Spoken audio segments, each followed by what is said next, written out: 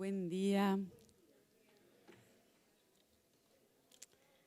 Muy bien, vamos entonces a retomar. ¿Están despiertos? Vamos a despertarnos juntos de a poquito. Bueno, quería agradecer de nuevo la invitación y la oportunidad de aprender tanto con ustedes sobre este asunto tan interesante y tan vital. Agradecer de nuevo a la Corporación Remanso, especialmente a María del Pilar, al profesor Mario, etc. Y continuando con lo de ayer, yo no sé si todos estuvieron presentes ayer, en principio sí, pero voy a hacer al principio de mi presentación un breve recordatorio, ¿no?, de lo que hablamos ayer para después enganchar con cuestiones más específicas. Ahora, continuando, ayer hablé de la vida enredada, ahora de la muerte enredada. Hay una continuidad entre los dos temas. Y en lo que me voy a centrar, así como ayer, es en los cambios históricos relacionados con las tecnologías digitales, ¿no? Cómo nuestro contacto cada vez más intenso con las tecnologías digitales de comunicación e información están afectando no solo las formas de vivir, sino también las formas de morir, propias y ajenas. Como vimos ayer, un momento, a ver.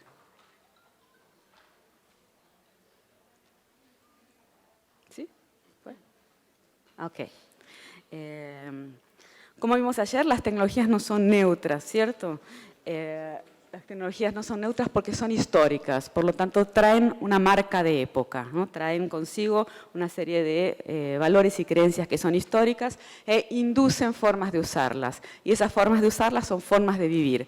Ahora agregaríamos formas de vivir y de morir.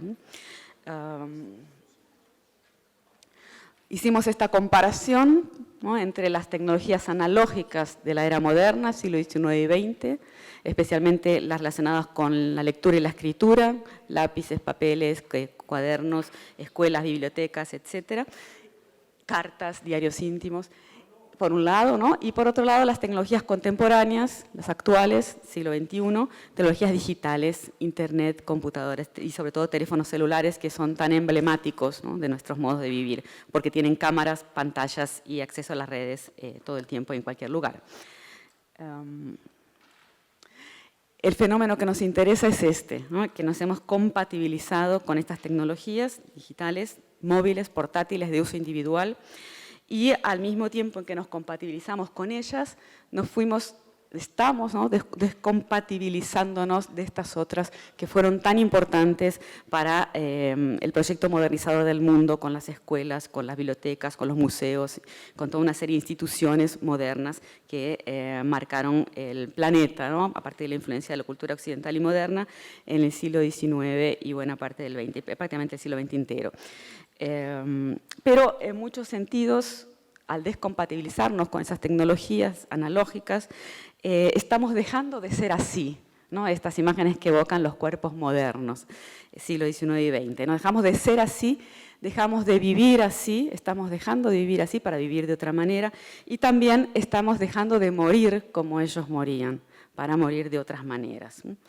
De modo que señalamos estos dos ejes: el uso del tiempo y del espacio, de la forma de relacionarse consigo mismo, con los demás y con el mundo, ¿no?, como los ejes prioritarios en que vemos diferencias entre las tecnologías, el uso de tecnologías analógicas, históricas, modernas del siglo XIX y XX, y el uso que ahora hacemos de las tecnologías digitales, ¿no? Cómo está cambiando nuestra relación con el tiempo y el espacio.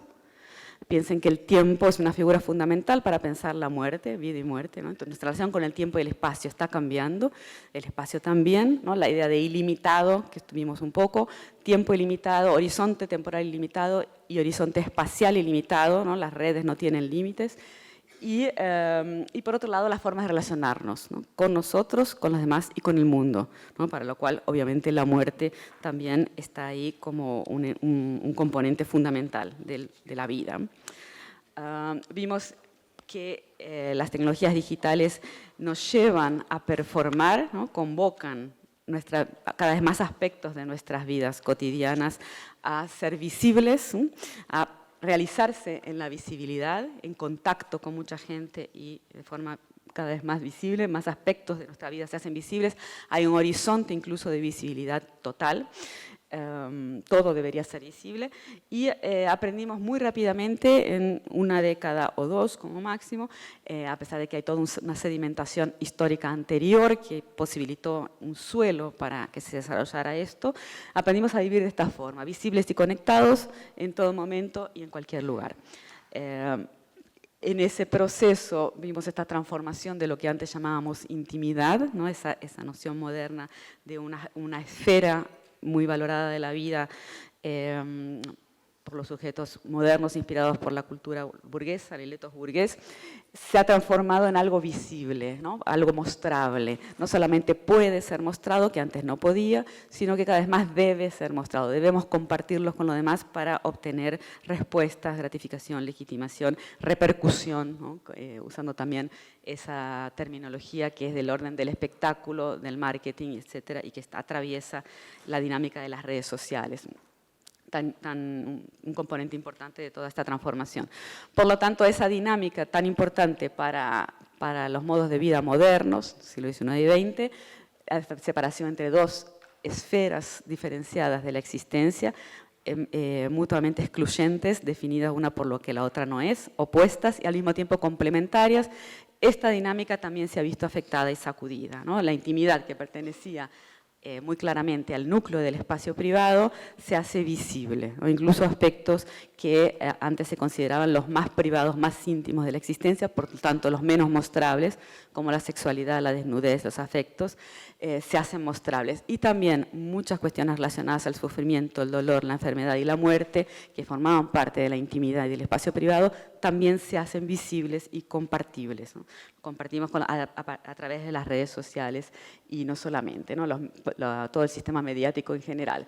Y vimos esta oposición, ¿no? Este contraste entre los modos modernos de aceptar los límites de las paredes y los modos contemporáneos en los cuales las paredes ya no tienen la capacidad de recortar tiempo y espacio y de albergar subjetividades compatibles con esa propuesta que limita tiempo y espacio y propone una forma de relacionarse consigo mismo, con los demás y con el mundo, usos del tiempo y el espacio, modos de relacionarse consigo mismo, con los demás y con el mundo, muy distintos unos de los otros.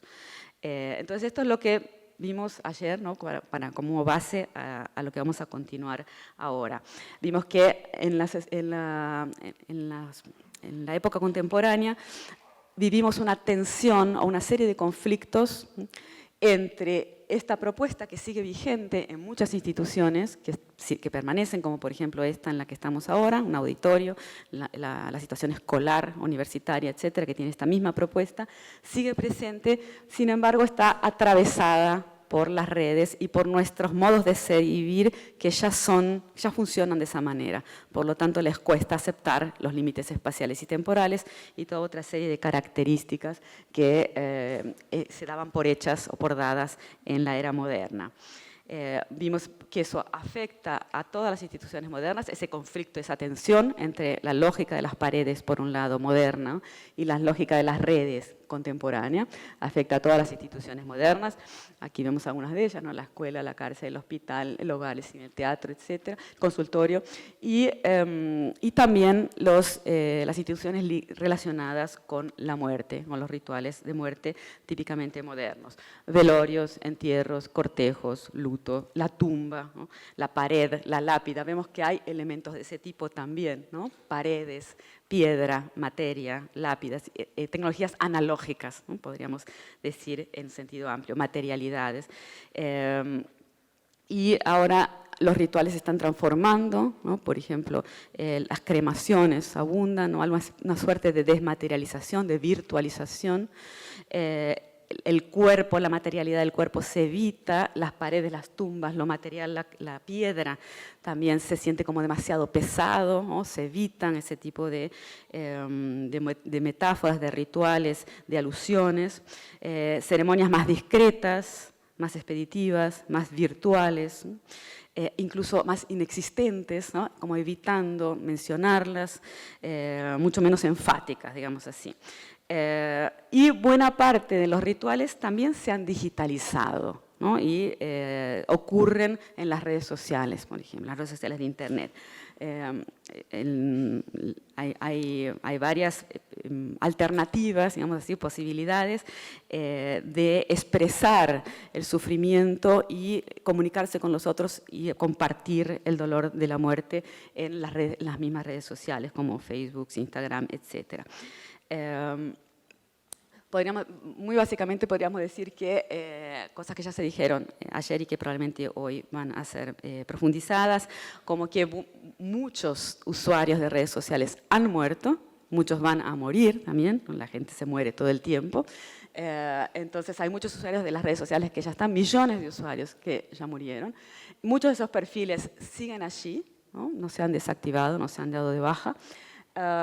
Facebook, que es todavía la red social más usada en todo el mundo, permite que uno, cuando está vivo todavía, pueda elegir a alguien para administrar su perfil en caso de muerte y tomar una serie de decisiones que pueden ser tomadas en conjunto o no, en vez de dejar la página descongelada, ¿no? Flotando ahí en el mar virtual, o decidir desactivarla. Y también está la opción de transformarlas en mausoleos, ¿no? En páginas de homenajes. Son básicamente las opciones más comunes que hoy existen. Pero también se ha dado un paso más, ¿no? Perdón, yo di un paso más ahora. Hay iniciativas ahora ya en funcionamiento hace varios años que intentan avanzar en esta virtualización de los fallecidos. Entonces se usan algoritmos y otras tecnologías de inteligencia artificial para propiciar una suerte de interacción virtual con los muertos. El chatbot, que es un robot capaz de hablar, ¿no? Capaz de chatear, no sé si se dice chatear, aquí también se usa esa palabra. Los chatbots es uno de los frutos más conocidos de la inteligencia artificial, ¿no? Que imita, copia, hace un simulacro de una persona y es capaz de responder y mantener una conversación. Eso es un desafío que la inteligencia artificial viene enfrentando hace décadas, ¿no? Desde los inicios de la computación, y obviamente está cada vez más perfeccionado. Y uno de sus usos es en este sentido, ¿no? De recrear una persona fallecida a partir de todo lo que se encuentra disponible en las redes sociales, todo el material que ya tenemos disponible, no solamente en las redes sociales, sino en las nubes, en Internet en general, y en las computadoras, ¿no? El material digital que todos los días producimos sobre nosotros mismos o los demás también. Entonces, la idea es crear robots capaces de responder a preguntas y sostener un diálogo con personas vivas, imitando el estilo de la conversación del fallecido. Esto es real, ¿no? Hay muchos, ya Twitter es capaz de hacerlo, por ejemplo, de modo experimental, pero lo que les voy a pasar ahora es un video de trechos, ¿no? Fragmentos de este episodio de la serie Black Mirror, que varios de ustedes deben conocer, ya de 2013, o sea, ya es antiguo, ¿no? Para nuestros parámetros temporales, que muestra exactamente, ilustra justamente esta posibilidad que les acabo de mencionar. Entonces vamos a ver este fragmento de este capítulo, de esta serie, y después continuamos. Solamente para contextualizar, para los que no lo vieron, no conocen el capítulo, se trata de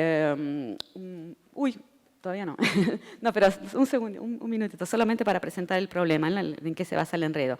Es una joven pareja y el novio de la chica esta, que es la protagonista, muere en un accidente de tránsito y, bueno, ella queda desolada. Y en el velorio de este chico, una amiga de la novia, la deuda, le propone una posible solución. Dice, no soluciona el problema, pero lo alivia, ¿no? Un paliativo técnico. Ella en principio no quiere saber nada de eso, pero se deja tentar, ¿no? Y esto es lo que vamos a ver, ¿sí?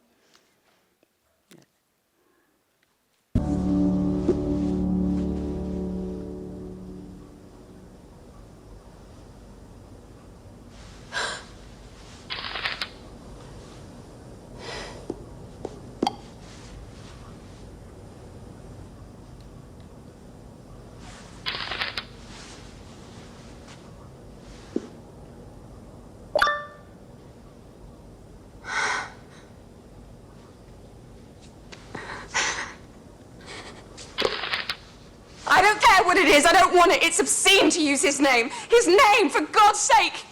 It hurts. You know it hurts. Which is why I signed you up. What is it?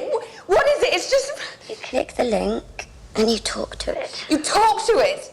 You type messages in, like an email, and then it talks back to you just like he would. He is dead. It's software. It mimics him. You give it someone's name. It goes back and reads through all the things they've ever said online, their Facebook updates, their tweets, anything public. I just gave it Ash's name. The system did the rest. It's so clever. It's sick. It's sick. Just say hello to it. If you like it, you then give it access to his private emails. The more it has, the more it's him. It won't be... No, it's not. But it helps.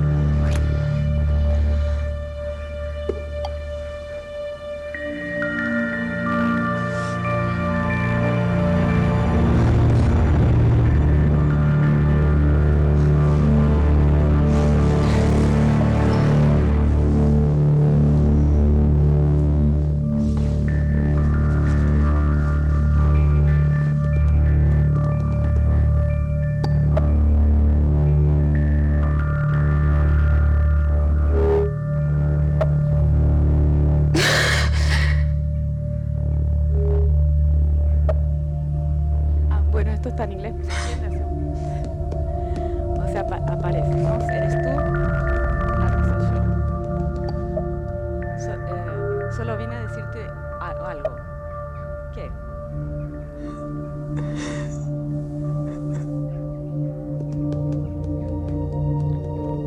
Estoy embarazada.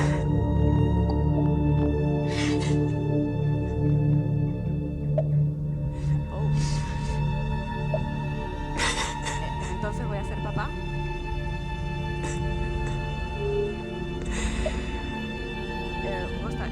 Me gustaría que estuvieras.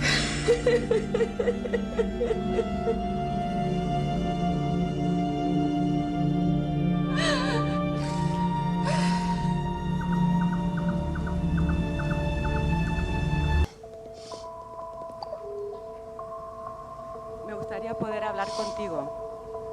¿Y qué estás haciendo ahora? Who? ¿Tú?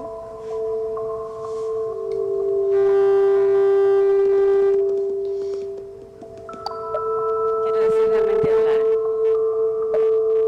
Podemos hablar.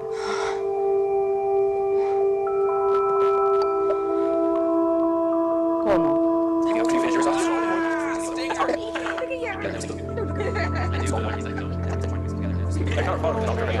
Hello, I've locked myself out of the house again. Take you on holidays. Where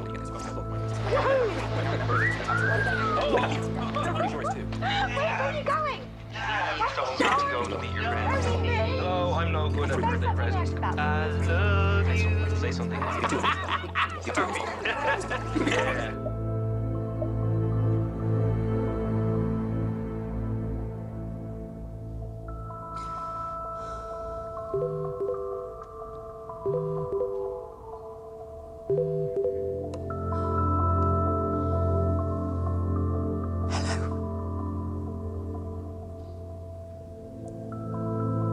So, how am I sounding? Hello? Hello. You sound just like him. Almost creepy, isn't it? I say creepy, I mean it's totally batshit crazy I can even talk to you. I mean, I don't even have a mouth. That's just... Just what? It's just the sort of thing that he would say. Well, that's why I said it.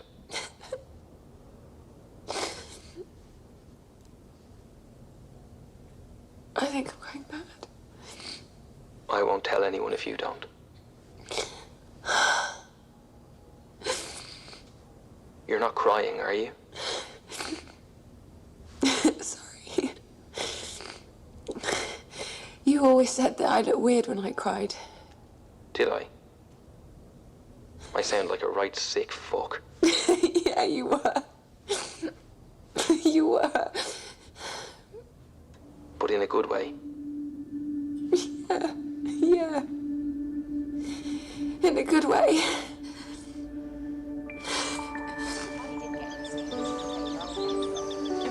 So I went in after all your persuasion, and then, like, straight away, I got a spine of a sea anemone or something stuck in my foot. And you threw a jab thinking it was poisonous. What's through a jab? Oh, it's a phrase we had, like throwing a fit. Oh, okay. So I threw a jab. Yeah. And you were looking in a guidebook trying to figure out if there are any poisonous sea creatures in Greece. When this local guy comes over and he says, "Oh, my wife knows exactly what to do. Come back to my house." Although he wasn't French, obviously. I used to hate walking in the country. You must be getting old. Oi. I remember you brought me up here when we first met your mum. We'd been at hers all weekend, and you could tell I needed some headspace. You're good like that. You speak about me like I'm not here. Sorry. It's all right. I mean, I'm not really. Show me what it looks like there. How? Use the camera on your phone. You weren't ever really impressed with views. When we went to the Grand Canyon, you said it was just a big gap. I tweeted that too. Yeah, I remember the roaming charges. You were overly proud of that definition. I was just speaking my mind. Yeah, well, shut up and cop a load of this. Yeah, mainly just green, isn't it? You told me this was a famous lover's leap. Doomed couples jumping to their deaths in Victorian times. I think you just wanted me to cling to you. Actually, everyone who's ever jumped from here did it alone. Nice. Did you just look that up? Sort of. Shouldn't I have? It's a bit weird. Sorry. I'll only do it again if you ask. No, it's fine. Oh, wait, hang on. Should I go? No, I'll call them back later.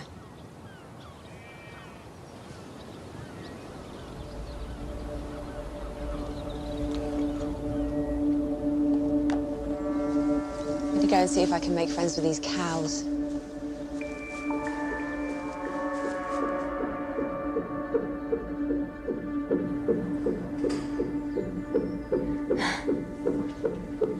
I'm just gonna record it. Sure.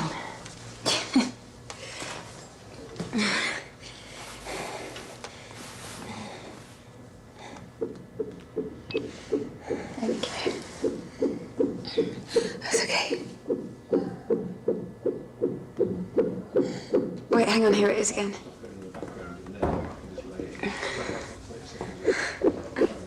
It's so fast, isn't it? I know, it's like the speed you'd expect a bee's heart to go out or something. Wait, hang on. Oh, shit.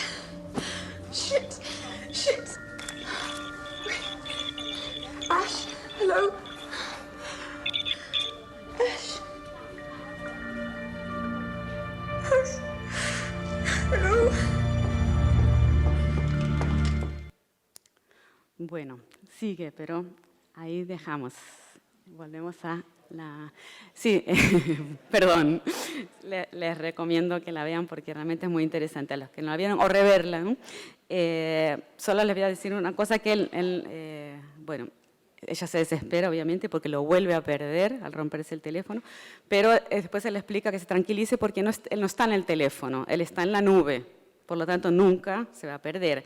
Y después, más adelante, se avanza la historia, ¿no? Y avanza también la tecnología. La empresa, que es la que vende este servicio, que está todavía en versión beta, ¿no? Experimentando, tiene una versión más avanzada y se puede materializar un robot, ¿no? Puede estar la versión física, que sigue no siendo él, ¿no? Es una imitación, pero se materializa de alguna manera. Pero en todo caso, vamos a continuar, ¿no? Ahora saliendo de la ficción, pero viendo que hay mucho de un realismo, ¿no? En todo esto. No sé si ustedes saben que cuando se le rompe la pantalla, se le rompe el teléfono, la serie Black Mirror se llama así por eso, ¿no? La pantalla es el espejo negro, ¿no? Y el logo está rota, ¿no? O sea, todo eso también es bastante significativo sobre nuestra relación con estas tecnologías. La idea de espejo en la pantalla, ¿no? En definitiva, ella está hablando con ella misma, ¿no? No es exactamente él, ¿no? Pero bueno, aquí, citando a Franz Kafka, el escritor checo del siglo XX, que nos puede ayudar también, viene de lejos, ¿no? Su participación, pero creo que puede ser interesante para pensar lo que está pasando ahora. Él era, además de escritor de ficción, ¿no? Muchos cuentos muy importantes de nuestra tradición literaria, escribió muchas cartas y diarios íntimos y cartas, ¿no? Y sus cartas más famosas probablemente son a Milena, ¿no? Una especie de novia que él tenía. Y en la última carta que le escribió a Milena, en 1923, dice lo siguiente: la facilidad de escribir cartas debe haber traído al mundo una terrible perturbación de las almas, porque es una relación con fantasmas. Y no solo con el fantasma del destinatario, sino también con el propio.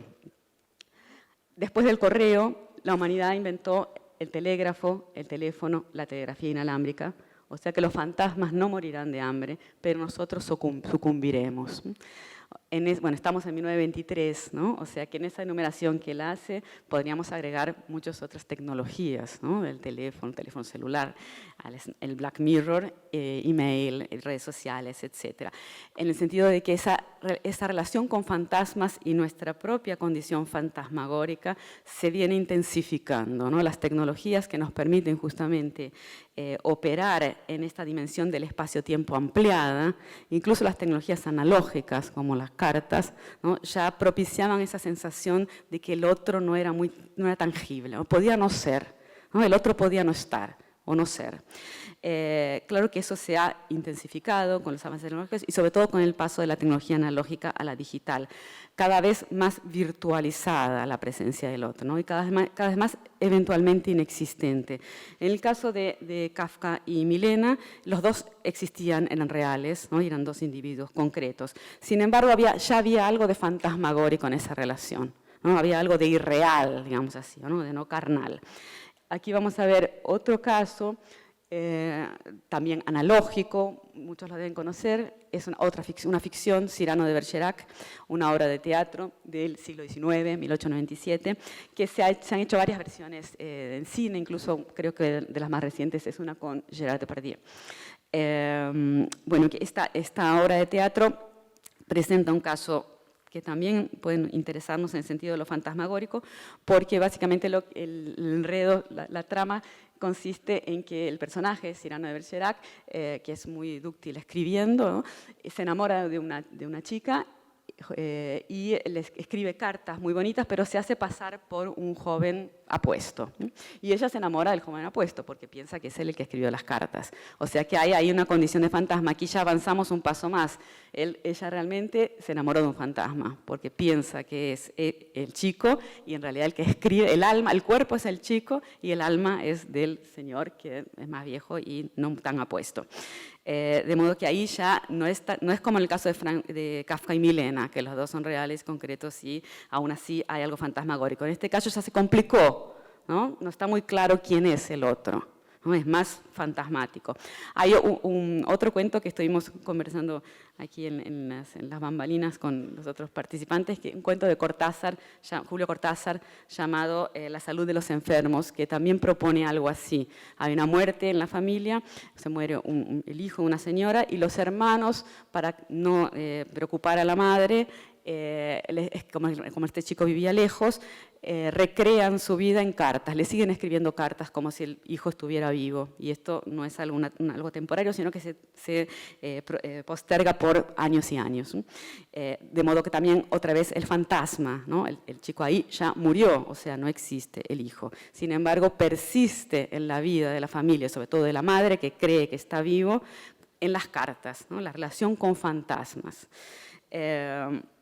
Ahora, pasando a la tecnología digital, ¿no? Que es lo que nos interesa, vamos a ver este caso, ¿no? de la película Her, que también varios de ustedes la deben conocer. Es una película de ¿qué año? 2013, ya vieja de nuevo, ¿no? Recordarán el caso de este joven que no por casualidad trabaja escribiendo cartas, ¿no? Su trabajo consiste en escribir cartas como estas que les mencioné, haciéndose pasar, o sea, la gente lo contrata para escribir cartas en su nombre, ¿no? Porque él sabe escribir bien. Entonces es una suerte de fantasma, analógico, aunque escriba en la computadora, ¿no? Porque las cartas también tienen como simulan que están escritas a mano, ¿no? Todo esto es significativo, creo. Pero en todo caso, lo que más interesa, el elemento central del relato, es que él es una persona solitaria, ¿no? Se enamora de ¿cómo llamarlo? Un programa de computadora, ¿no? Que simula ser una mujer, pero sin imagen. Es una voz femenina. Ni siquiera es una voz femenina, es una voz que simula ser femenina, porque son algoritmos, ¿sí? Instrucciones. Esto es absurdo, ¿no? O sea, es totalmente poco creíble, ¿no? Que alguien se enamore de una voz artificial en la computadora. Sin embargo, la forma en que la película lo cuenta lo hace creíble, y creo que eso funciona porque justamente hace rato que nosotros tenemos ese tipo de relaciones unos con otros, medio fantasmagóricas, virtuales, ¿no? Sin contar con la presencia del otro. Y a través de voz, palabras, textos, imágenes, a distancia, ¿no? Con una relación con el tiempo y el espacio que se ha intensificado esta cualidad fantasmagórica. Como decía Kafka, los fantasmas no van a morirse de hambre, pero nosotros sucumbiremos en el sentido que nosotros nos vamos a convertir en fantasmas probablemente. Kafka, bueno, era muy pesimista, ¿no? Esta visión es claramente teñida con esa perspectiva, pero este ingrediente de lo virtual, de hecho la palabra que usamos es virtual, ¿no? Pero podríamos sustituirla en buena medida por fantasmagórico, ¿no? Fantasmal. En el caso de Her, nosotros estamos acostumbrados a tener ese tipo de relaciones, ¿no? Muchas veces a distancia, realmente sin tener contacto con el otro durante mucho tiempo, o quizás nunca, ¿no? Pero en el caso de la película Her, avanza un poco más, como les decía, el caso de Kafka y Milena, ellos dos existen. En el caso de Cyrano ya es más confuso. En el caso de la carta de Cortázar, el chico se murió, pero sigue vivo. En este caso, ya en la tecnología digital, no hay nadie del otro lado. Ella no existe ni nunca existió. Es un simulacro de computadora, es un programa, es una máquina. Sin embargo, lo que le quiero proponer como posibilidad para el debate es que tal vez sea solo un paso más en la virtualización de los cuerpos. Quizás no sea un paso cualitativo, el hecho de que no haya nadie del otro lado, sino un avance más cuantitativo. O sea, se virtualizó un poco más. El hecho de que no exista quizás no es tan determinante, ¿no? La existencia y la inexistencia se ha transformado en algo difuso, ¿no? La diferencia entre existir y no existir, que el otro exista o no exista. O más que el otro exista o no exista, más que la inexistencia del otro, quizás la irrelevancia de su inexistencia. Si el dispositivo es eficaz, ¿no? Lo que importa es que funcione. Piensen en el caso que vimos recién de Black Mirror. Ella sabe que no es él, no es que la engañaron, o que ella, a veces, bueno, queda medio confuso, pero ella sabe que no es él ya sabe que él se murió. Sin embargo, como le dice la amiga, bueno, ayuda, ¿no? Y por momentos funciona como un apoyo, porque se parece mucho a él, aunque no lo sea. Pero es una máquina también, de hecho tampoco existe. No es su fantasma, sino que es una máquina que lo imita. Y esta palabra fantasma no es por casualidad que insisto en lo de fantasma, sino porque también tenemos, no sé si ustedes conocen esta expresión, ghosting, no sé si la practican, ¿saben qué consiste? Ghosting es, ya hace varios años que se empezó a usar esta expresión, ghost es fantasma en inglés, ¿no? Y sería fantasmear, ¿no? La actividad, la acción activa de fantasmear a alguien. ¿En qué consiste? En, por ejemplo, uno tiene una relación con alguien por internet, ¿no? Redes sociales, o en buena medida, ¿no? Las relaciones contemporáneas también pasan por WhatsApp y redes sociales, etcétera, aunque sean físicas, aunque tengan un componente físico importante.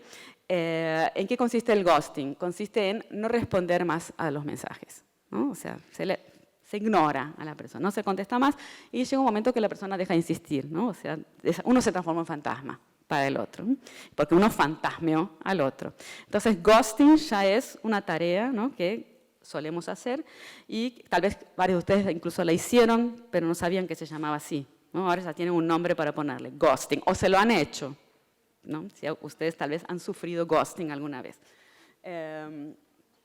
Es eso, ¿no? Cortar la relación sin explicar y responder mensajes. Y como la tecnología digital, las redes sociales, ¿no? Los canales que usamos para relacionarnos con los demás, nos permiten esta posibilidad, ¿no? Es posible dejar de hacer, es posible hacer eso, ¿no? Dejar de responder. Y en el momento el flujo se perdió, se perdió. Y aquí vemos cómo veníamos diciendo que las tecnologías no son neutras, ¿cierto? Las tecnologías nos permiten, nos llevan a relacionarnos con los demás, con nosotros, con los demás y con el mundo, en este caso con los demás, de cierta forma y no de otra, ¿no? Nos permiten hacer esto. Esto no era tan fácil hacerlo con las cartas, ¿no? No era tan fácil hacerlo, no sería tan fácil hacerlo cuando cuando se trata del vecino del barrio y nos conocemos porque uno vive al frente de casa o las familias se conocen, etc. En cambio, estas tecnologías nos permiten esta posibilidad, ¿no? Y no solo nos la permiten, sino que quizás suponen, proponen y estimulen esa posibilidad, ¿no? Estas formas de relacionarse con los demás. Que no solamente involucran la relación con el tiempo y el espacio, que es importantísima también en este caso, porque si no tuviéramos esa ampliación, ¿no? De las posibilidades de relacionarnos con el tiempo y el espacio del modo digital, no sería tan simple ghostear o fantasmear a alguien, ¿no? No sería tan fácil hacerlo. Y quizás no sería moralmente válido también, ¿no? Porque está la posibilidad, se abre la posibilidad de poder hacerlo, el permiso. De modo que esta transformación que estamos viviendo, de nuevo, va más allá de las tecnologías, ¿no? Las tecnologías son un componente importante, pero hay todo un universo de posibilidades de vida que vienen junto con las tecnologías, ¿no? Y, por lo tanto, en lo que nos interesa, que es lo que está sucediendo ahora, ¿no? En las tecnologías digitales del siglo XXI, esta cuestión de la virtualización o la descorporificación de los cuerpos y una relación también desapegada, podríamos decir, con el otro y con los otros, que pasa también por ciertos elementos relacionados con el consumo, con el espectáculo, ciertas variables que están presentes en nuestra vida cotidiana y que permiten que los vínculos tal vez sean menos sólidos, ¿no? Que haya una especie, como se dice, líquidos, ¿no? O más gaseosos, y también otros elementos que forman parte de nuestros modos de vida contemporáneos y que un poco los mencionamos, los tratamos ayer, es cierta dificultad de tolerar los límites, ¿no? Piensen que las paredes eran máquinas de poner límites, ¿no? Las paredes ponen límites no solo espaciales y temporales, sino límites también que son del orden de la moral, ¿no? Hay cosas que no se pueden hacer o que no se deberían hacer, ¿no? El deber está muy presente en esta cultura moderna, siglo XIX y XX. En nuestra cultura contemporánea, la fuerza de la ley y del deber y de la moral tan rígida se ha flexibilizado también, ¿no? Esto es bastante complejo, ¿no? Pero tenemos, en todo caso voy a ser rápida, podemos profundizarlo en el debate, pero creo que es algo también muy importante para pensar lo que está sucediendo en este aspecto de la forma de tratar a la muerte propia y ajena. En ese sentido tenemos aquí una esquemita. Como todos los esquemas son reductores, es reductor, pero simplifica de alguna manera, ¿no? Hace un mapa de varias cuestiones que mencioné ahora y en la conferencia de ayer sobre las transformaciones que están ocurriendo, ¿no? Por un lado, en la sociedad moderna, las paredes, ¿no? Siendo un símbolo del modo de usar el tiempo y el espacio, de relacionarse consigo mismo, con los demás y con el mundo, y ahora las redes, ¿no? Y esos dos universos en tensión y en conflicto. Vimos que la subjetividad moderna era introdirigida, ¿no? Volcada hacia adentro de sí misma, y cada vez más la subjetividad contemporánea, a partir de fines del siglo XX, principios del XXI, se desplaza ese centro hospedado dentro de uno mismo hacia afuera, hacia lo que se ve, hacia lo visible y hacia los otros. Por lo tanto, la visibilidad y la extimidad en lugar de la interioridad y la intimidad. Pero en lo que más nos vamos a centrar ahora es en esta cuestión de los límites rígidos, por un lado, en el universo de las paredes, y el horizonte ilimitado que se presenta ahora en nuestros modos de vivir, ¿no? Un horizonte limitado en muchos sentidos. Así como el espacio ya no tiene tantos límites como solía tener, podemos relacionarnos con alguien que vive en otro continente, cotidianamente, digo, podemos tener una relación afectiva profunda con alguien que vive en otro país, en otra ciudad, en otro continente, porque tenemos la posibilidad de contactarnos, ¿no? con por lo menos impresión de compañía y de proximidad, gracias a las tecnologías digitales. Y también en el tiempo, ¿no? Los límites temporales también se nos han vuelto bastante complicados, ¿no? Intolerables. Y en ese sentido, un elemento nuevo es esto que vemos abajo. Así como el Estado era una institución muy fuerte en la era moderna, ¿no? El Estado signa la era moderna, de hecho la era moderna se funda emblemáticamente o de modo simbólico con la Revolución Francesa, ¿no? El contrato social, el Estado y los Estados nacionales de un modo general. Y en el Estado, el arma del Estado es la ley, ¿no? Y la ley implica un deber, ¿no? Como ustedes saben, los ciudadanos tienen derechos y deberes, pero sobre todo tienen deberes, tienen obligaciones. Hay cosas que hay que hacer. Así como los alumnos en la escuela tienen que portarse bien, buena conducta, estudiar, el ciudadano también tiene que una serie de obligaciones, defender a la patria, portarse bien, cumplir horarios, etc. Y si cumple con sus deberes, tiene también derechos, ¿cierto? Pero sobre todo tiene esa frase, el usted debe, que signa a la subjetividad moderna. Y las paredes, con sus límites, ¿no? Y todo lo que vimos, tiene que ver con esto. En cambio, la sociedad contemporánea, con varias transformaciones históricas, que no mencionamos mucho aquí, pero que vienen junto con todas las que estuvimos viendo, que tienen que ver con una serie de críticas a este modo de vida tan rígido, ¿no? Piensen en la película de Chaplin, Tiempos Modernos, por ejemplo, o en otras como The Wall, o sea, la fábrica, la escuela, esas instituciones tan rígidas y esa moral, ¿no? Tan rigurosa. En los años 60 y 70, sobre todo, se desactiva en buena medida con muchas críticas y hay un énfasis en el querer, ¿no? Yo quiero, la autorrealización. ¿Qué hay más importante que ser feliz, ¿no? Que es mi propia felicidad y que hacer lo que yo realmente quiero? Esto pasa a ser una novedad. En la sociedad moderna no era tan así. Muchas cosas eran más importantes que la felicidad individual, ¿no? Por ejemplo, valores trascendentes como la patria, la familia, el trabajo, el bien común. Entonces, cada vez más en la sociedad contemporánea hay un yo quiero sustituyendo al usted debe. Y no sé si se acuerdan que ayer hablamos de la publicidad como el género paradigmático de la sociedad contemporánea, cuando la literatura, la novela sobre todo, es probablemente, o el diario íntimo, las cartas, son géneros paradigmáticos de la era moderna. Y la publicidad lo que nos dice todo el tiempo es tú puedes, ¿cierto? Es el lema de la publicidad, tú puedes todo, que es a lo que el consumidor, o sea, es una interpelación al consumidor, así como el usted debe es una interpelación al ciudadano. ¿Cierto? Nosotros somos cada vez más interpelados como consumidores, aunque no estemos comprando nada, pero la actitud es de consumo con respecto a muchas actividades, incluso también a veces a relaciones personales. De modo que el yo quiero, esa autorrealización que está moralmente permitida, ¿no? O sea, es algo que nuestra sociedad comparte como creencias y valores propios de nuestra época, y que va sustituyendo al usted debe cada vez más, ¿no? A la ley. Entonces, la libertad de elección, que responde perfectamente al tú puedes, no es por casualidad que la publicidad y el consumo, ¿no? Están tan presentes en nuestra sociedad, y también un yo lo merezco, que está cada vez más presente, ¿no? Yo lo merezco, aunque no haya hecho nada por merecerlo, ¿no? No es exactamente el usted debe y por tanto lo merezco, sino yo lo merezco porque soy yo y porque tengo derecho. Entonces hay una transformación moral, ¿cierto? ¿Se entiende lo que estoy diciendo? Una transformación obviamente mucho más complicado lo que estoy diciendo, mucho más compleja, con muchas contradicciones y más. Esto es, como dije, un mapa que marca una tendencia, ¿no? Que intenta mapear una tendencia histórica de esta transformación que venimos viendo. Pero me parece que es importante porque este yo quiero, tú puedes y yo lo merezco, también contribuye a que sea muy difícil soportar los límites, tolerar límites. Cuando te dicen no, o sea, no, ¿por qué no? Si yo quiero, si me dicen que yo puedo, aunque no siempre pueda, evidentemente, y yo lo merezco. Y la muerte propia y ajena es el límite más claro, ¿no? Y que sigue existiendo.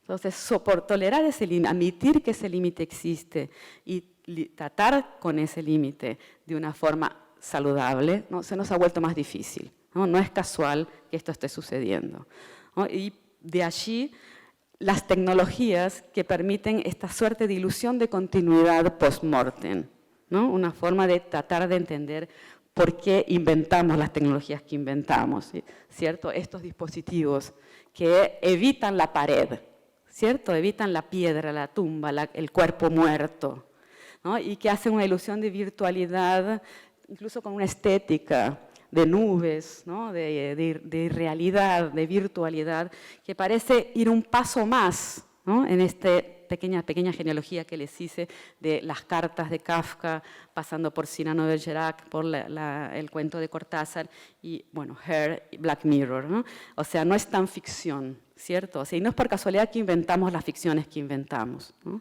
Porque forma parte de nuestros valores, de nuestros sueños, de nuestras fantasías. Esta forma de tratar con la muerte, ¿no? Con esta ilusión de continuidad y esta tentativa de esquivar, ¿no? La violencia del límite, ¿no? Y lo irrevocable que tiene el límite de la muerte. Porque incluso la misma tecnociencia, ¿no? Más allá de los dispositivos de comunicación e información, la tecnociencia, las ciencias de la vida, la genética, las neurociencias, también hay una serie de investigaciones tendientes a desprogramar la muerte, ¿no? Tendientes a buscar una inmortalidad carnal, ¿no?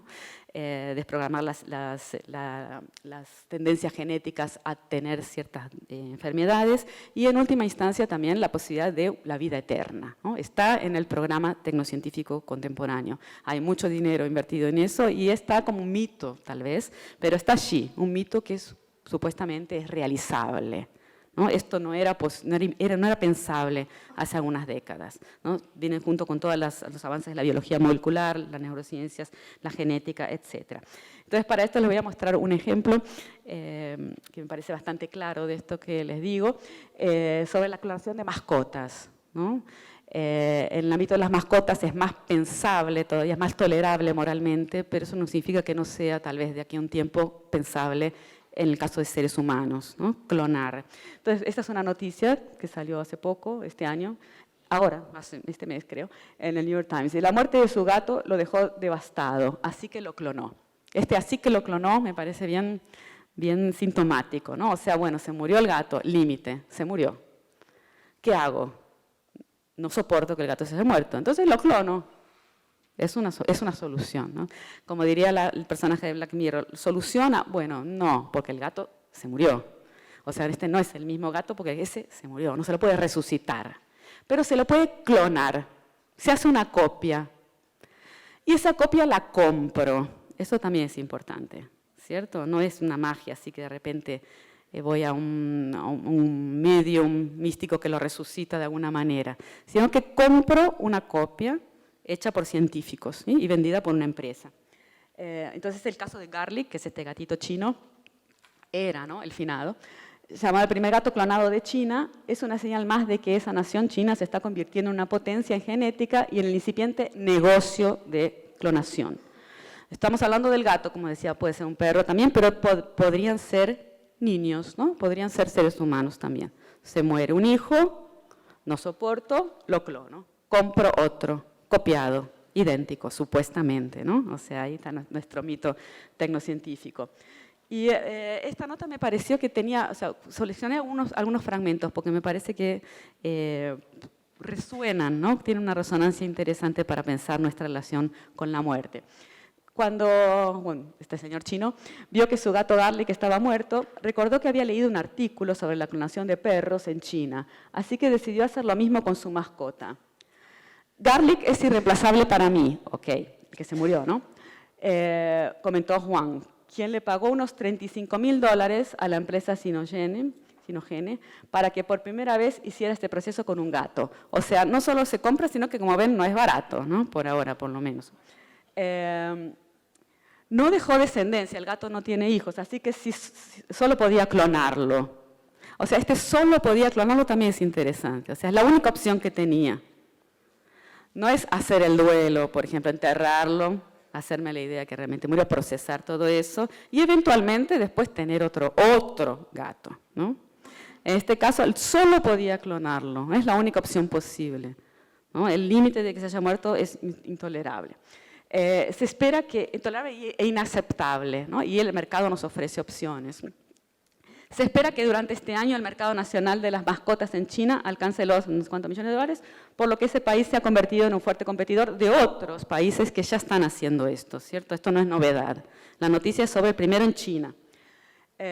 Bueno, el director de la empresa, Sinogene, afirmó que la empresa decidió comenzar a clonar mascotas en 2015 tras realizar una encuesta entre 1.000 personas que demostró que había demanda, ¿no? Es una cuestión de mercado, hay demanda, hay gente dispuesta a comprar. Esto no es posible todavía con seres humanos, ¿no? Porque hay una serie de leyes que lo impiden, pero con las mascotas hay una especie de ambigüedad legal y moral que como son mascotas, no son seres humanos, ok, hay demanda, hay empresas, hay gente dispuesta a pagar mucho, entonces vamos. Bueno, ya clonó más de 40 perros, el precio es ese, $53.000.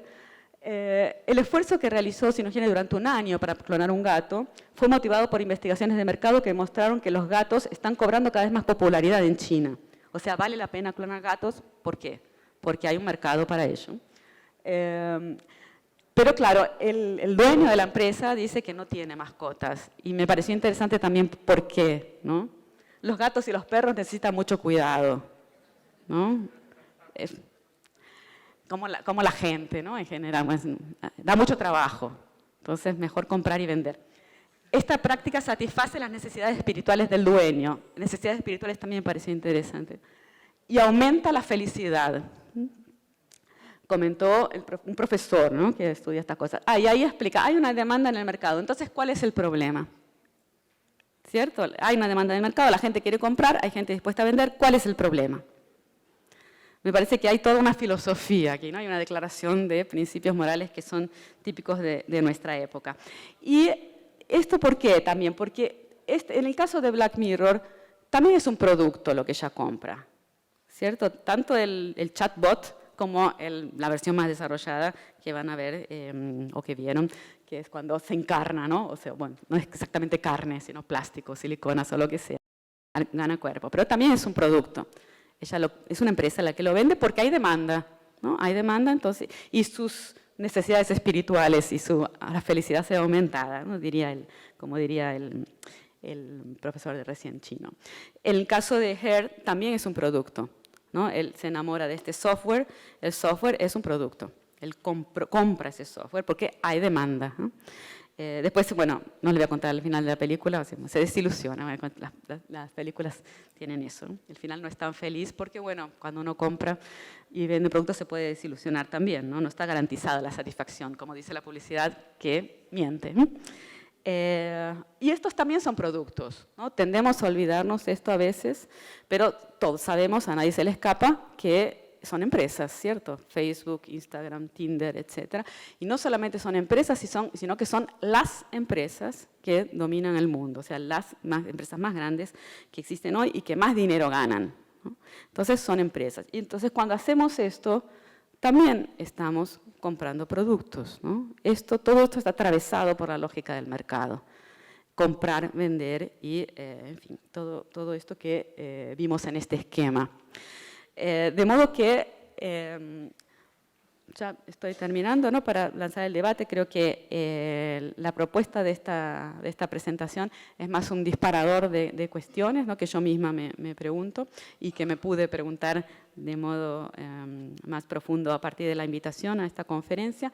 que tienen que ver con esta cuestión de que no se trata solo de tecnologías, ¿no? Que las tecnologías forman parte de una gran transformación que estamos viviendo y que esa transformación también involucra valores, creencias, modos de vivir y con toda una serie de cambios que son de un orden enorme, ¿no? Que tal vez a veces no los consideramos. Y creo que esta cuestión de los límites y la muerte es un gran límite, un límite que por ahora, por lo menos, sigue siendo irrevocable. Y esta intolerancia que nosotros tenemos a los límites y, por lo tanto, la tentativa de inventar tecnologías capaces de simular la falta de lo ilimitado, ¿no? La promesa, de comprar la promesa de lo ilimitado, el horizonte ilimitado. Yo puedo, yo quiero, ¿no? Yo merezco que no morirme y que nadie se muera, ¿no? Básicamente es eso. Entonces, listo, vamos a las preguntas, ¿sí? Muchas gracias.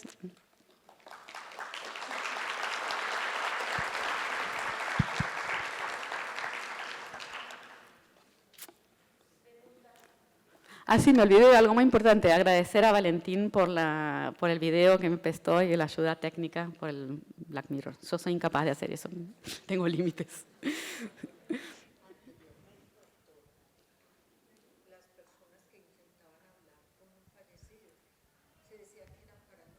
Uh-huh.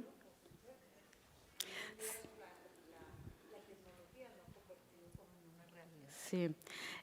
Bueno, ella, la chica de Black Mirror, en un momento dice, estoy loca, me estoy volviendo loca, ¿no? O sea, el límite, la ilusión de que no hay límite está en el horizonte, pero el límite todo el tiempo vuelve, ¿no? O sea, bueno, en lo que vimos de la serie también está todo el tiempo presente, así, bueno, es como si no estuvieras aquí, bueno, no estoy. No soy yo, o sí soy yo. ¿No? Hay una especie de terreno ambiguo, ¿no? Lo fantasmagórico, pero es un fantasma digital, no es un fantasma analógico, ¿no? Y el fantasma analógico es este que venía por la bola de cristal o medio el ectoplasma, ¿no? De hecho, también cuando estaba pensando estas cuestiones, vi nuevamente otra película que podía haberla puesto en la genealogía, que es Ghost. ¿Se acuerdan de esa película? De los años 90, tal vez, 80. Que también es una pareja y el marido, creo, se muere en un accidente o un asalto y él es un fantasma analógico, justamente, ¿no? No es un fantasma digital. Y es interesante porque hay varias señales de que es analógico, para que ella vaya a darse cuenta que él está ahí, ¿no? Está y no está. En un momento rompe una copa o hay una mancha de sangre, ¿no? Transpone el límite a la realidad, pero es un límite analógico, ¿no? Y hay que recurrir a la magia, porque, bueno, ¿cómo lo hace? En cambio, en estas explicaciones, en estos otros relatos digitales, no se recurre a la magia, es todo tecnociencia, ¿no? Es todo explicable tecnocientíficamente. Claro que hay un componente de ficción, sin embargo, no tanto, ¿no? Porque la tecnociencia está trabajando ahí y se nos promete ese tipo de soluciones, pero sabiendo que no son soluciones. O sea, ¿se acuerdan lo que les decía ayer? Que la publicidad miente, pero no puede mentir demasiado. Entonces, todo el tiempo nos dice, ojo que esto no es verdad, pero es casi como si fuera. Funciona. O puede funcionar. Cómpralo y pruébalo. Buenos días. ¿Dónde? Aquí. Respecto a esta experiencia de Black Mirror, nosotros lo habíamos discutido en clase y surge desde la academia ese cuestionamiento, hasta dónde este tipo de tecnologías podrían ser, por ejemplo, una actualización de la técnica de la silla vacía, que dentro de la psicología, de la silla vacía, es una técnica que se usa en terapia psicológica, sobre todo en estos procesos de duelo, que la persona no está y no se puede elaborar algo con el otro. Entonces hay un vacío, pero yo puedo imaginar y puedo hablar con ese otro. Entonces, ¿hasta qué punto esto puede ser una actualización de esta técnica en donde yo me siento y ya puedo materializar ese otro, hablar con él, conversar y demás? Entonces sí, uno podría decir, y ahí es donde entra el debate, puede ser algo muy interesante para la elaboración del proceso de duelo, pero hasta dónde yo me quedo con esta imagen que puede convertirse incluso en real, en un robot, en un cyborg que responde igual, habla igual, piensa igual, siente igual, te desaparece la pregunta de ¿habría la necesidad de hacer el duelo o no habría la necesidad de hacerlo? Si yo tengo esa corporalidad ahí, pues ¿para qué lo voy a elaborar si siempre va a seguir respondiendo igual? Sí. Sí, yo creo que es comparable en el sentido que yo estoy comparando también las cartas de Kafka, ¿no? El Cyrano de Bergerac, pero creo que hay una diferencia importante, y es que en el caso de la silla vacía está claro que es una ficción y que es un recurso para poder procesar la idea de que realmente la silla está vacía, ¿no? Y el énfasis está en eso. En sentido es comparable a la ficción, ¿no? Leer novelas e identificarse con personajes, pero uno sabe que es ficción, ¿no? Y la diferencia entre ficción y realidad en el universo moderno está muy clara, ¿no? La ficción es importantísima acá, incluso para decir ciertas cosas que no se podían decir en los medios de comunicación, por ejemplo, o en un testimonio, porque había una moralidad muy fuerte, ¿no? Entonces la ficción se usaba para decir cosas que no eran pronunciables en el espacio público. Pero estaba muy claro que era ficción, ¿no? Ficción y realidad muy diferenciados. Ahora, en la sociedad contemporánea, eso no está tan claro, porque, como vimos ayer, esta cuestión de la performance y el realismo, ¿se acuerdan? O sea, uno performa, tiene que, en las redes sociales, ¿no? Por ejemplo, pero no solamente en las redes sociales, hay toda una serie de recursos y herramientas para estetizarnos, calcando a la estética publicitaria, pero con un límite ambiguo, ¿no? Entre hasta qué punto se puede estetizar y mentir, ¿no? Y en ese sentido el género publicitario inspirándolo, ¿no? O sea, un realismo performático con una ambigüedad mucho mayor, ¿no? Esta ambigüedad, entonces la silla no está vacía acá, ese es el problema. En la silla está sentado el robot que se parece mucho a el finado. Entonces, la diferencia es muy grande. ¿Entienden lo que quiere decir? O sea, el énfasis no está en que está vacía, sino, mira, está llena. Ok, no es, pero se parece mucho. Entonces, ese terreno ambiguo, ¿no? Y el límite no claro, el énfasis no está en el límite. El límite se recuerda de vez en cuando, como la publicidad. Bueno, es mentira, pero no tanto. Y si lo compras, pruébalo. Te va a gustar. ¿Se entiende la diferencia? Sí. El fantasma, ¿no? El fantasma va creciendo, lo fantasmático va creciendo.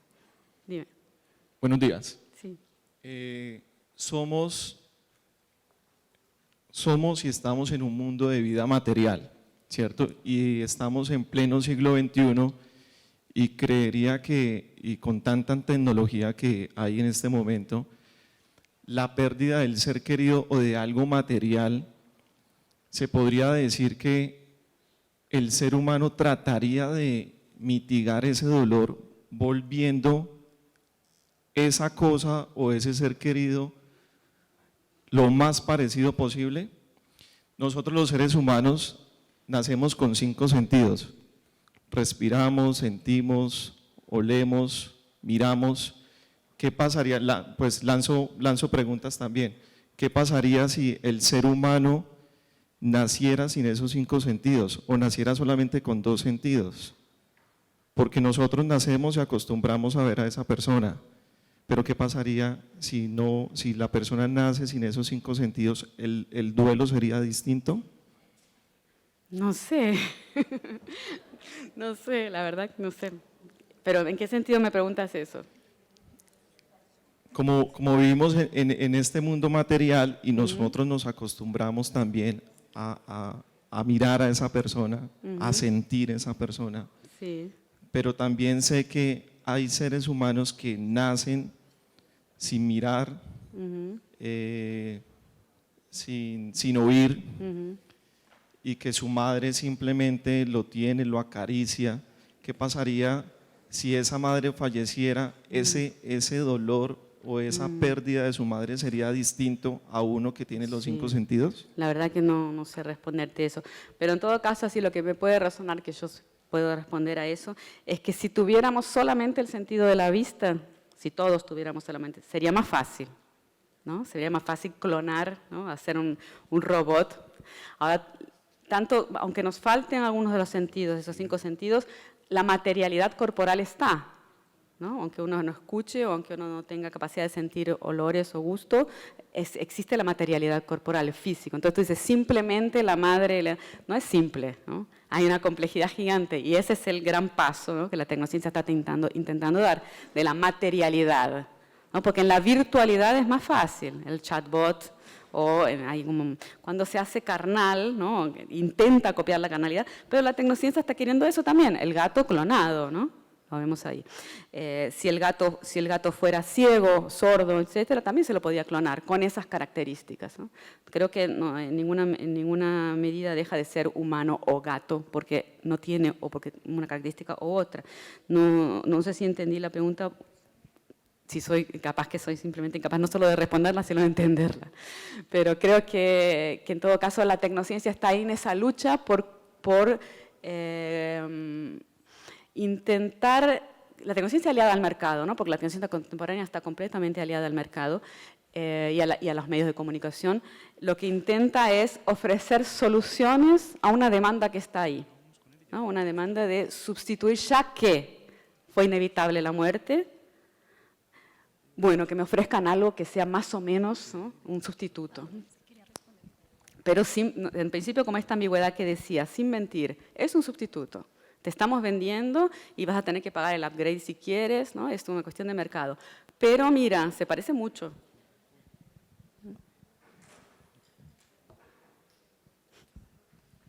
Directa, colega. Creo que no te pongo en un aprieto, solo quiero trasladarte una de las preguntas que a menudo se hacen en ese sentido y además es una pura opinión. Entonces, claro, el que uno pueda expresar el duelo en redes sociales, el que uno pueda tener estas posibilidades y dentro del ámbito de las personas que lo viven y de la cultura más juvenil, que ya lo tiene naturalizado y cada vez más los niños, muchas veces desde el punto de vista del que acompaña en duelo y demás se contempla con una cierta sospecha, como diciendo, será bueno, será malo, se está atando, se está ligando, se está quedando como enganchado. Es una de las palabras que los psicólogos más utilizamos con bastante irresponsabilidad. Pero mi pregunta es la siguiente, ¿no? Y es sencilla porque me la hacen siempre y por eso te la traslado a ti para que o la contestemos o la hablemos todos. Sí. Y es, ¿por qué crees tú que hay una diferencia a la hora de expresar públicamente en redes sociales mis impresiones hacia el muerto, que es algo que se hace en Facebook, por ejemplo, donde la persona coge y se dirige al fallecido en la esperanza de que el fallecido lo lea, pero públicamente, de manera que todo el mundo sabe que yo estoy hablando con el fallecido. No sé cómo contemplas tú este fenómeno que normalmente desde los acompañantes se contempla con bastante sospecha, como diciendo, esto no debe de estar muy encajado. Sí. Yo no soy de esa opinión. Sí, sobre si está bien o mal no me puedo pronunciar realmente.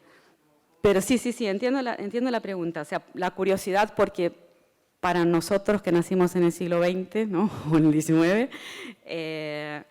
sería verosímil que hablar en privado o con un especialista o incluso con el fallecido, pero en privado, con algún ritual privado, ¿no?, o incluso si quieres por internet, pero con un correo electrónico, en fin, en vez de hacerlo públicamente, suena más verosímil, ¿no? O sea, es lo que uno haría, ¿no? ¿Cierto? Ahora, bueno, vemos que crecientemente lo que se hace es esto otro, se hace público incluso a la vista de desconocidos, ¿no?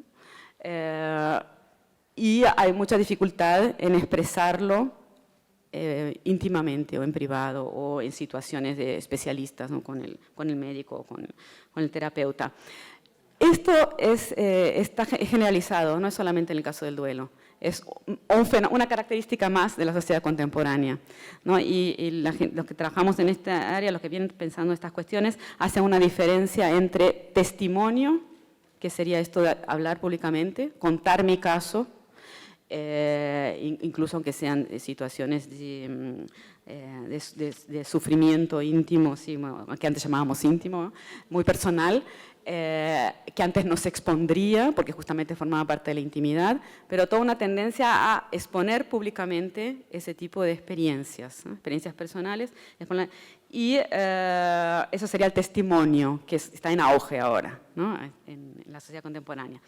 Testimonio biográfico en varios canales, no solamente en las redes sociales, sino también en el cine, en todas las películas que también van en esa sintonía de usar material propio. Por ejemplo, yo puedo hacer una película sobre la separación de mis padres, por ejemplo. Entonces uso material filmado y fotos de mi familia, entrevisto a mi mamá, a mi papá, en fin.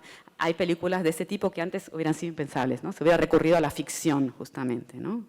Entonces, en oposición a esto que llamamos testimonio, que es un género muy en auge en la cultura contemporánea, lo que antes se hacía es confesión, ¿no? Confesar. Hay toda una genealogía, quien trabajó esto originalmente fue Michel Foucault, ¿no?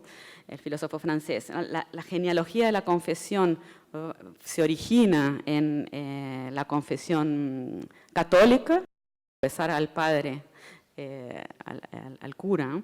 Los propios pecados, o sea, situación privada, ¿no? Con alguien, una autoridad capacitada para eso, en este caso por la Iglesia, y con el compromiso de que esta persona esto no va a salir de ahí, ¿no? Es el compromiso de, ¿cómo se llama eso? Secreto de confidencialidad. Con una serie de transformaciones hacia la sociedad moderna, ¿no? Y el Estado, porque estamos hablando de antes de la Edad Media. En la sociedad moderna la confesión se hace laica y varias instituciones modernas adoptan este método. Por ejemplo, la clínica médica, ¿no? Y ahí hay un secreto profesional, ¿no? El médico no debe contar lo que el paciente le confiesa. Lo mismo en el consultorio psicoanalítico, psiquiátrico, etcétera, a no ser que haya un caso de causa mayor, como por ejemplo un asesinato, ¿no? Entonces ahí sí, se revela por la ley, ¿no? La ley obliga a revelarlo. Pero el profesional se compromete a no contar. En la justicia también, ¿no? Cuando se confiesa el propio crimen, la pena disminuye, etcétera. Es una serie. Entonces la confesión tiene que ver con esto, con sacar de adentro de uno mismo algo muy pesado, una verdad pesada, del orden de lo íntimo, que cuesta y que también está envuelta en una serie de pudores. Por lo tanto, se confía en el otro, en que no va a contarlo. Todo esto es de acá, ¿no? De la sociedad moderna, ¿no? Y también la confesión en el ámbito privado. O sea, tengo que contarte algo, pero no se lo cuentes a nadie, es un secreto. Y la palabra tiene ese peso, ¿no? En esta sociedad moderna de que tú no lo vas a contar, es un secreto. Por más que tienes la tentación del chismerío, no lo vas a decir, no lo vas a viralizar. O Paula me contó, no se hace, ¿no? Eso no se debe hacer. La moral aquí dice, la confesión, hay una serie de confianzas y de pautas, ¿no? Que rigen eso, entonces no se cuenta, y es importantísimo que no se cuente. Entonces es del orden del diario íntimo, como veíamos ayer, ¿no? Es algo que es privado, íntimo. El testimonio es todo lo contrario, ¿no? El testimonio, que es lo que está en auge ahora, pasa por lo que quiere ser escuchado por la mayor cantidad de gente posible y busca identificación con pares en vez de esta autoridad que tiene aquel a quien le confieso.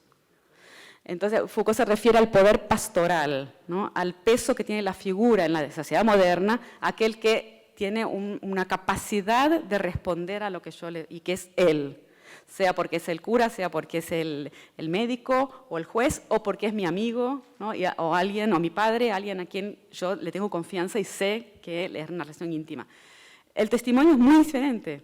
El testimonio va a todos y es del orden del espectáculo también, ¿no? Porque es un público.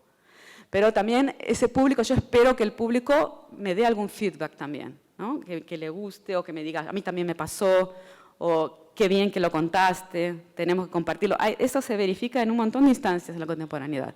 Entonces creo que lo que sucede con el duelo, o sea, no me sorprende que suceda esto, no lo sabía, pero no me sorprende, o sea, se encuadra perfectamente en esta transformación de una subjetividad alterdirigida en vez de introdirigida.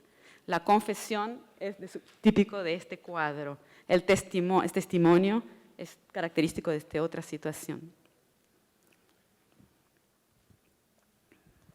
Bueno, buenos días.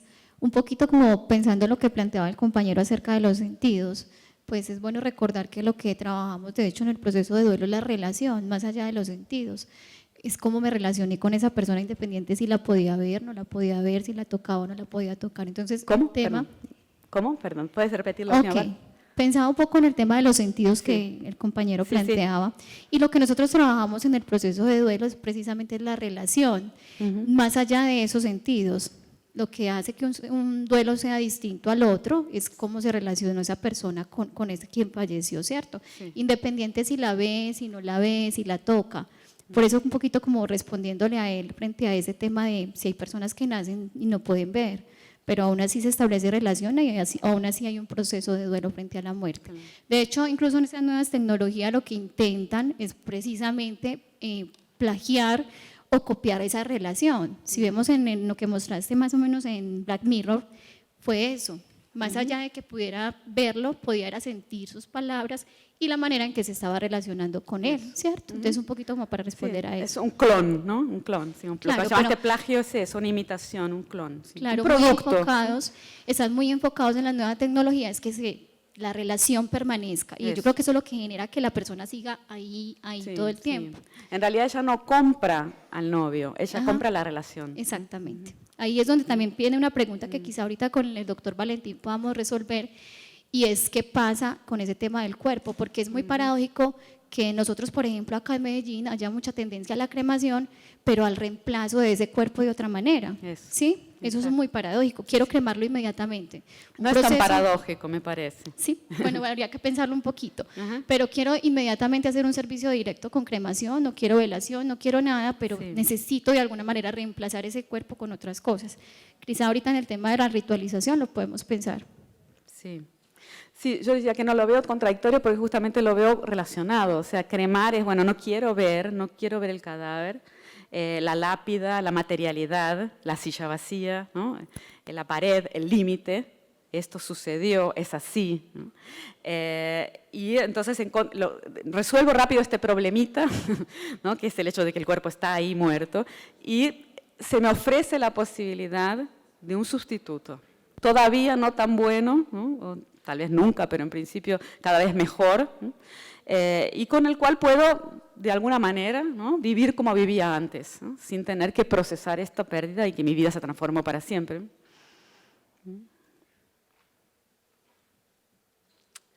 Pronto, listo. Bueno, muchas gracias. ¿Sí?